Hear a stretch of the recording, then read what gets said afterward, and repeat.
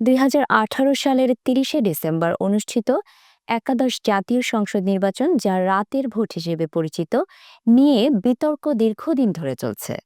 ওই নির্বাচনে গুরুত্বপূর্ণ দায়িত্ব পালনকারী ৩০ জেলা প্রশাসক এখনও প্রশাসনের বিভিন্ন গুরুত্বপূর্ণ পদে বহাল রয়েছেন। অন্তর্বর্তী সরকারের ক্ষমতা গ্রহণের ৫ মাস পরও এই কর্মকর্তাদের বিরুদ্ধে কোনো ব্যবস্থা নেওয়া হয়নি।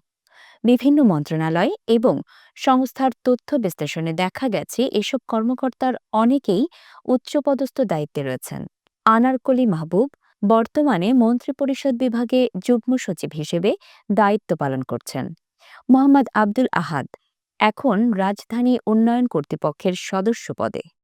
ড সাবিনা ইয়াসমিন কৃষি মন্ত্রণালয়ের যুগ্ম সচিব হিসেবে কর্মরত।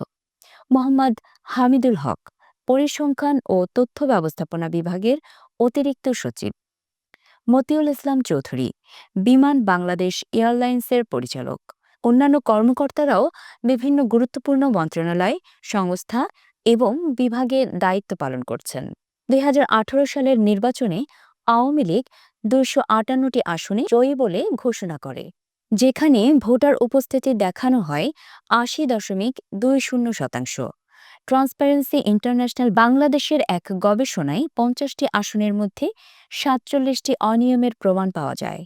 সাবেক নির্বাচন কমিশনার মাহবুব তালুকদারের মতে, এই নির্বাচন জনগণের কাছে রাতের নির্বাচন নামে পরিচিত। নির্বাচনে দায়িত্ব পালনকারী জেলা প্রশাসকরা রিটার্নিং অফিসার হিসেবে কাজ করেছেন। তাদের তদারকিতে সহকারী রিটার্নিং অফিসার ও প্রিজাইডিং অফিসাররাও নির্বাচনে অংশ নেন। এদের মধ্যে অনেকের রাজনৈতিক মতাদর্শ যাচাই করে নিয়োগ দেওয়া হয়েছিল। এখনও এসব কর্মকর্তার বহাল তবিয়তে থাকা এবং তাদের পদোন্নতি অনেকের মনে প্রশ্ন তুলেছে। নির্বাচনের সঙ্গে সম্পৃক্ত ব্যক্তিদের এভাবে গুরুত্বপূর্ণ পদে রাখার ফলে প্রশাসনের নিরপেক্ষতা নিয়ে সন্দেহ আরও বেড়েছে। নাগরিক সমাজ ও বিশ্লেষকরা এই বিষয়ে স্বচ্ছ তদন্ত এবং দায়িত্বশীলদের জবাবদিহিতা নিশ্চিত করার আহ্বান জানিয়েছেন।